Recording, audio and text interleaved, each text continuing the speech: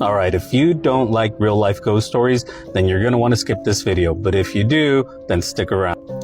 When I was a kid, my father started dabbling with the occult. He joined a group of Rosicrucians, which is a witchcraft cult. And he would bring some items to the apartment where we lived in after work, and he would go into the bedroom, lock himself in. If we were in there, he'd, have us leave. And he would perform some sort of ritual or God knows what. We weren't allowed in. He didn't tell us what he was doing, but it was something to do with the witchcraft. Strange things started happening in the apartment, but eventually my mother left him, and we had to move in with family. And of course, we were very poor, so we all shared a bedroom. My mother and my sister slept in one bed. I slept in a smaller bed next to them. One night, I remember waking up at about 3 in the morning. I had been waking up at about 3 in the morning every night for a while, but on this particular night, I woke up and I was just laying there awake, and I had turned and I was facing my mother and sister's bed, when suddenly I see this blue light come out of my mother. This bright, brilliant, indescribable light that I've never seen before or since. When this light came up, it was like my mother laying there on the bed, and this thing just came up like this. It sat up. It was what you would call a ghost, a spirit, and it was my mother. Same hair, same face, same torso, arms, and because it was sitting there, the blue in her legs, it was still just sitting there like inside her legs, but her torso, she kind of sat up on the bed with her arms back, like when you're about to get up out of bed, and it's staring forward.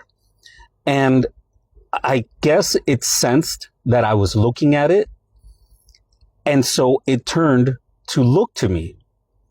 And when it looked at me, again, the visible appearance of it was identical to my mother, but there was something strange in her look. It didn't have the look that my mother gives. It didn't have that same stare, that same glare or look that my mother had.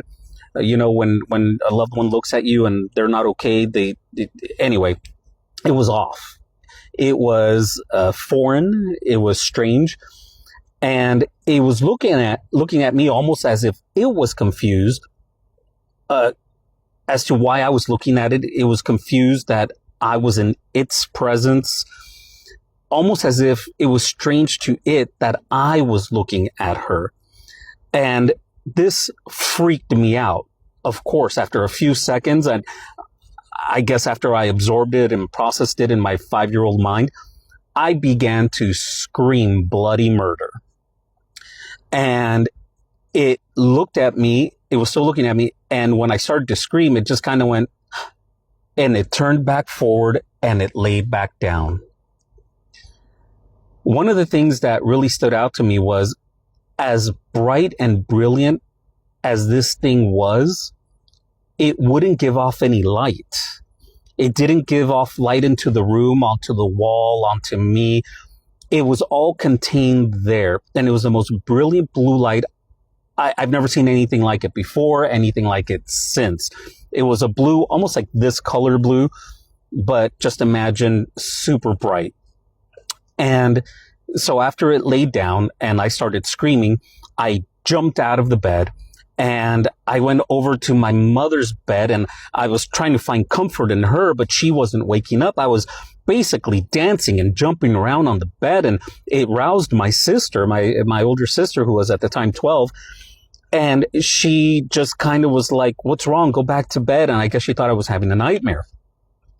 The next morning, I go up to my mother and she's getting ready for work. She worked at a restaurant, and I'm trying to tell her about what happened and if she remembered what happened. And I said, "Mom, can I tell you something?" And she said, "Not now, mijo, I don't have time. I'm getting ready for work."